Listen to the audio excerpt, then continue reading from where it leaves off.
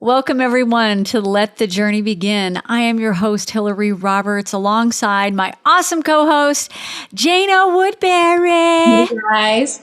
Hey, girl. Happy Hey, Cinco de you. Mayo. Happy Cinco de Mayo. No. I love that I practiced for years with a voice teacher to be able to roll my tongue like that. And now I get all fired up because I can do it. But some of my many talents. Anyway, how are you? How is Nashville treating you? It's good. I've been here, like 3 weeks now? Feels like a year, but I love it. It's everything's a lot slower here. The speed limit is slower here, but it's good. It's good. The girls love it. They're getting situated. Yeah, I'm blessed. Can't complain. Oh, I'm so happy. I'm so happy. I'm in Texas right now, so I'm happy. I love Cali. We still have our place out there, and I do love it there. But Texas saved my life, so yeah. I am so excited and honored to have my sweetheart's best friend, CEO of Ocean Treatment in Newport, on our podcast today. And I know you know him, Jaana. Yes. Welcome, Cade. Yes, welcome, Cade. Thank you. Indeed. Happy to be here. Man, you're a busy guy. We've been trying to get you on here for a while, and I'm just so excited it worked out for today. And yeah, I'm glad to be here. And yeah, it has. After I took this job, my days have been going fast. And so I'm so glad we got to make this happen today. Well, we have a question that we ask all of our listeners. What did you want to be when you grew up? That is a tough one. Well, I suppose that changed over the years. I would probably say if I couldn't have been a baseball player, then I would have been an attorney. That was what I wanted to do, and I think that just comes from all the adults in my life arguing with me and telling me, you really should be an attorney one day. Was that because you were a good little? That you could do the argument as a kid? I mean, I thought so. I did. I used to think I was really charming and witty, and then I realized, that a lot of that was probably manipulation. But yeah, I argued about a lot of things, even when I didn't even need to. So being an attorney was definitely in focus for a while. Wow. As you shared, when we're little, we have this idea of what we want to be when we grow up, right? Mm-hmm. And sometimes that doesn't always happen. Life experiences, we grow up, we decide we want to be something else. But other times we come at a crossroads and sometimes struggle with addiction or alcoholism. So for you, it's a part of your story. So where do you see yourself, or where did you see yourself kind of start to engage, and whether it was behaviors or if you were the alcoholic that took the first drink and then never stopped? Looking back, was there that fork in the road? Yeah, I mean, I think attention was really important to me. Being the center of attention was really important to me. I like to say, so I'm an alcoholic, and I am a Leo, and I'm a man. Right. And so pats on the back have always been something that, I needed completely. And so, yeah, I mean, for having that defect for a very long time, we just went into my alcoholism and my partying and as I experienced with drugs, and they gave me that extra bit of confidence. And so, yeah, it just it went from there. And I was the last one to go to bed, if I ever went to bed, for a very long time. And so I have met lots of different people and helped lots of different people who identified in that alcoholic life where you were very, highly productive. And so because I always kind of achieved at a very high level, everything else was an afterthought, right? So yeah, I drink a lot, but, I have done X, Y, and Z. And so that was why it took me so long to get sober, because I was able to maintain at a fairly high level for so long. So let's back up a little bit. can you share with our listeners when that first drink happened and what that was like for you? And was it eventful or non-eventful? For some people, like myself, I drank alcoholically from day one. For some people, it was a gradual process of going through the stages.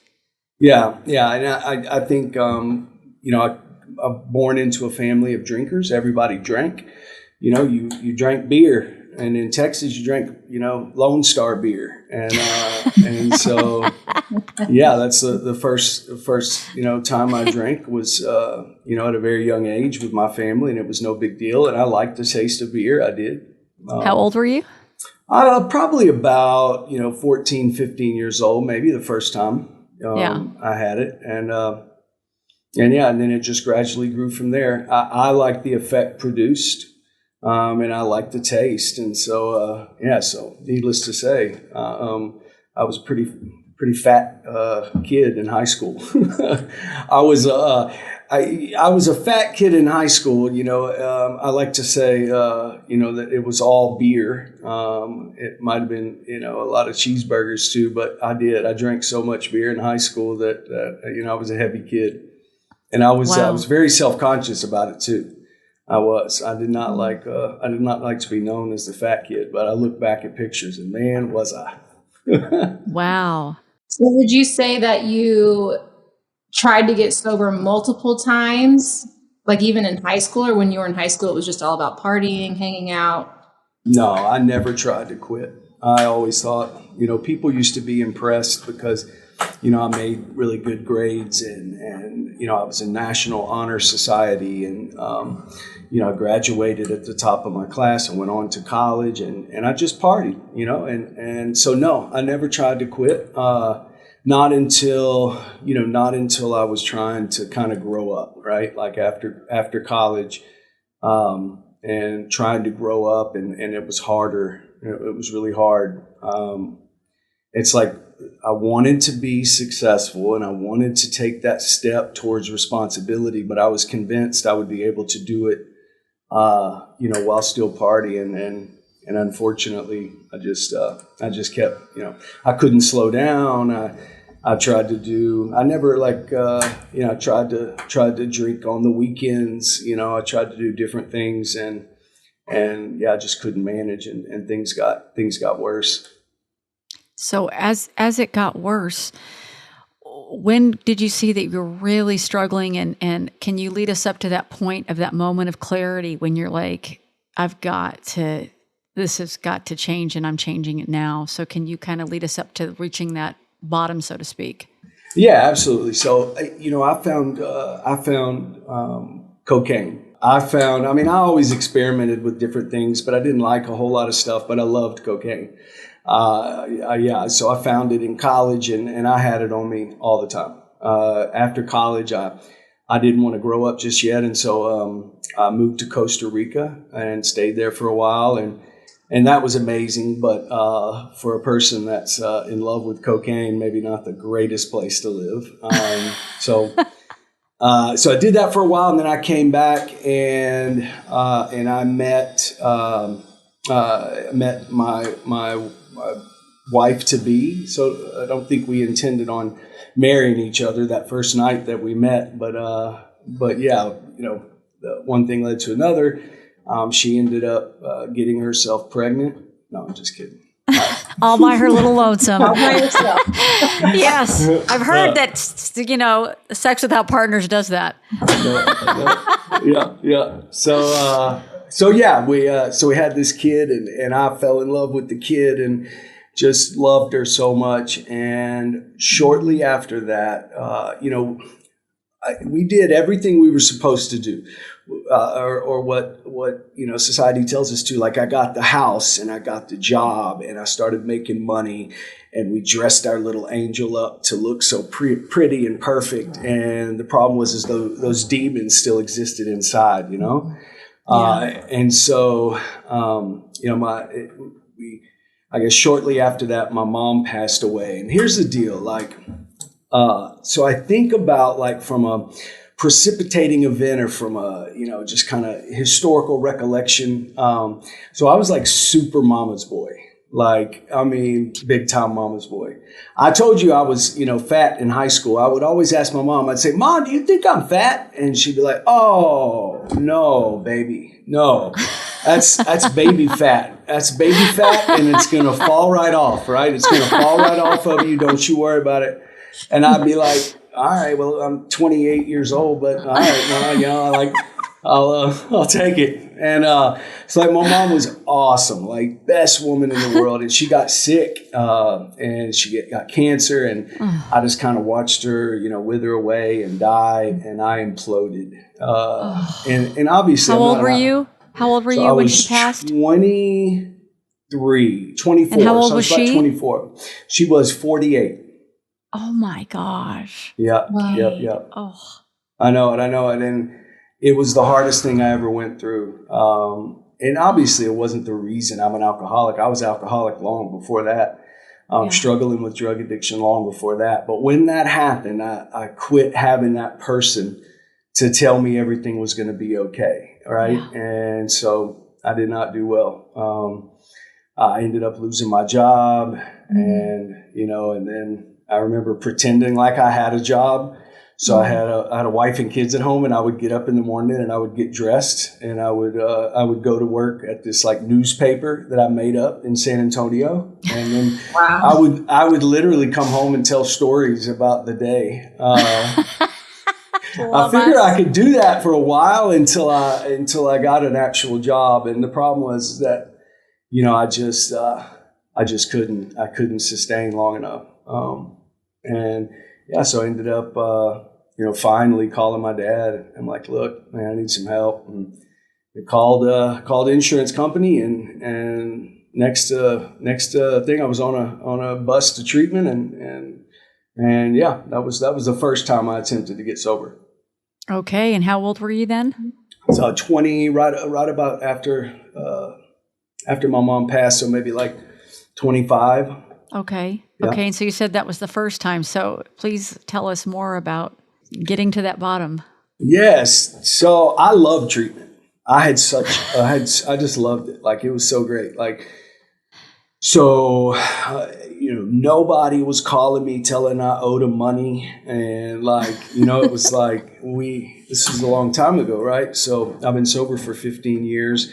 And I did not get sober that first time. So like we're looking at, 18, 19 years ago. I hope that math adds up correctly. But yeah, I love treatment. I went out to this place. They had deer everywhere. And I was like, I love the deer. And I'd feed the deer. And everybody was giving me a hug. And it was great. So I did. Like I dove into treatment and I read the different literature and I got into the Bible some and I started working. But the problem was I was so full of it. Like I would take information and I would read it and then I would just regurgitate it. Right. And so I always tell people, like the key to happiness is taking all the things that you put in your head and getting it to hit your heart before it comes out your mouth.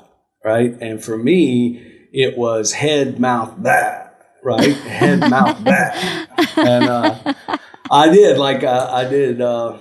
I just talked and talked and talked and talked and talked until something made sense and seldom did it. So I guess I convinced some people I was on the right track, but I was still so dishonest. And I remember telling my therapist at the time, Lori Rodriguez, awesome lady. And she was like, I was like, Lori, I tell you what, I have so much on the line right now. You tell me what I need to do and I'm going to do it. Like, I don't care, whatever it takes. I am going to completely give myself. I don't care what it is. You just tell me what I need to do. I'm open. I'm an open book, right? Like, you just tell me. And she was like, all right, well, we want you to go to a halfway house. And I was like, oh, hell no. I was like, nah, I don't think I'm going to do that. But like, what else? And so, yeah, I mean, I was just full of it and very dishonest to myself. And I thought I was charming for so long, and I was really just manipulative, right? So it was manipulation, and so that was a problem. I remember I used to lie about everything, right? And I used to tell people for like the longest time that I had been to Amsterdam, right? And so like people would talk about it and I was like, oh man, I love Amsterdam. Oh, the coffee shops and smoking the weed. And it was so funny because I had never been to Amsterdam, right? But I would tell people that. I think I started at like 16 years old, and I probably told it to where it was like something I kind of believed.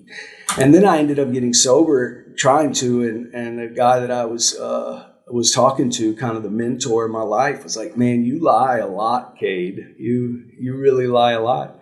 And so it was funny because after I actually got into to being serious about sobriety, and being honest was such an important piece of that. That got to have that foundation based on honesty. And I remember like the Amsterdam coming up, and I'll be like, oh yeah, I love Amsterdam, and I was like, oh no, wait, I had never been to Amsterdam.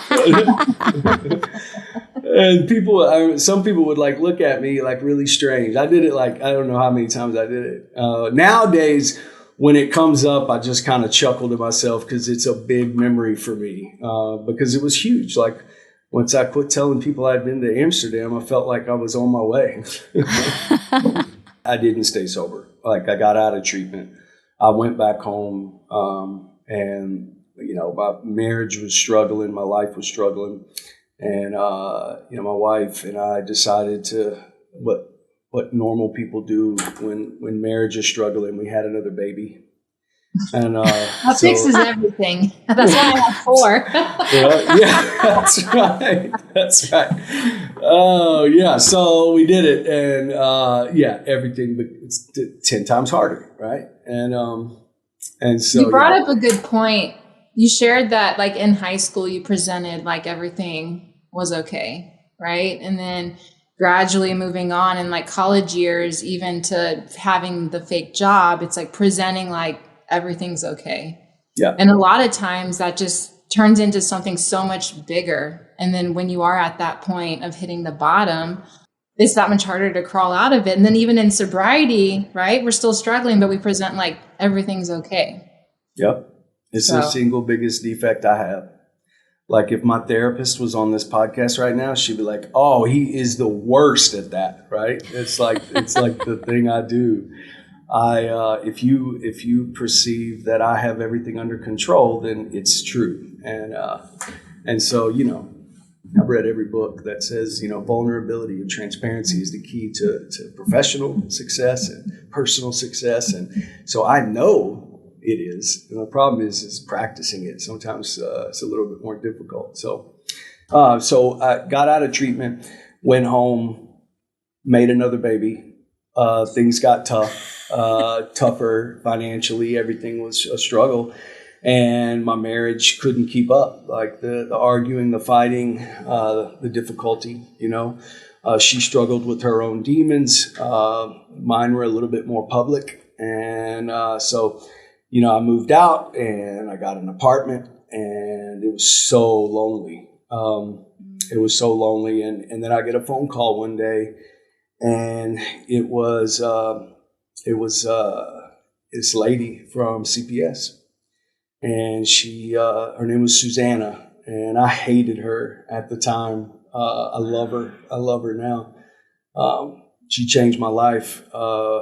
Because she had a million cases that she couldn't keep up with, but she stayed focused on mine because I think she felt like I had been just, manipulating. And so anyway, she was like determined, and she wanted to, she would show up in the weirdest times and ask for a urine test, right? She's like, I'd go to the store and she'd be like at the store. She'd be like, "Hey, I need some pee-pee." Like, wow. Or like she would like come up out of my hamper in my bathroom. She would just come up. Maybe not that bad, but it was bad. Like, come out of the closet. She would. She would. It was so good. And, and that is when, I've shared this with some young men and young women in my life, but I couldn't pass this drug test, right? And I love my kids more than anything. And they were everything to me. And I couldn't, for the life of me, stay sober long enough to pass this test. Because Susanna would go away if I could just pass this test. And for whatever reason, I couldn't. And I remember being at my dad's. My dad's an old country boy, like real super country. Like you ask him what music he likes, and he'll say, "But I like both kinds. I like country and western." And so he's like super country. And we were out at his ranch, and I remember he was leaning on a horse, and the horse's name was Tess. I remember that. And he was leaning on it, and he was like, if you can't get sober for yourself, then why can't you do it for your kids? And I was like, it was like the hardest question I ever heard. And, I think families and children and wives and husbands and fathers and mothers and grandmothers and bosses, like they earn the right to ask that question. The why can't you get sober? Why? So it's like, I remember like everybody, I felt like as soon as my dad said it, like everybody was like, why? Think about your kids. Why? Why? Think about your job. You're going to lose it. Why? Why? You're going to end up in jail. Why? Why? Like, think about your wife. Well, didn't we raise you to be different? Why? And it was so hard because I didn't know the answer. Like, I knew that I wanted to be better, right? I knew that I wanted to be different. But for the life of me, I just was just so helpless. Like I just could not stay sober for more than a few hours. And so, yeah, that was the scariest part for me. Shortly after that, I ended up in jail. I got arrested. I made arrangements to go to treatment. And then I went out one last time. My wife at the time, she ended up going to treatment. And then I went out, and that one last night I ended up going to jail. I got a possession charge and a DWI. And anyway, it all caught up to me. And it was funny because, like, I had to suit up, right? So, like, I had been to jail 100 times at this point, but it was always the drunk tank. And I felt like on some level I kind of owned the drunk tank. Like, I like the drunk tank. I'm good in there, right? I feel like I can, like a chameleon, I can kind of adapt in any situation. But then they suited me up and they sent me to the back. And yeah, like some people are like, oh man, I go to jail. You put me in jail. Like, what? Jail don't bother me. For me, like I hated it. Like it was so scary. Like it was terrible. And then the best thing I think happened to me. So I'm in jail and days are going by. Back then, like I remembered phone numbers, not like the iPhone, right? Back then you had to remember phone numbers. And so I had all these phone numbers in my head and I was calling, dad, stepmom, aunts, uncles, friends, like calling all these people and nobody was answering. And it was it's like the scariest thing, right? And I remember, it's kind of funny, but, like if you think you're about to cry, you can yawn, and stop the tears. And I mastered that, right? Because I couldn't cry in jail, but I was about to cry. And so I was like walking around jail yawning, right? Like, oh, people are like, Cade, are you okay? Yeah, I'm good. And I literally, for like 30 days, just yawned all day to stop myself from crying. And then I get a phone call from my Aunt Teresa, and she loved the Lord and like super religious. And I said, Teresa, I'm in jail. And she's like, oh yeah, we know, honey. We got together as a family and we decided that, we've been enabling you enough and we're gonna let you get through this, but we're gonna pray for you. And I was like, I don't want you to pray for me.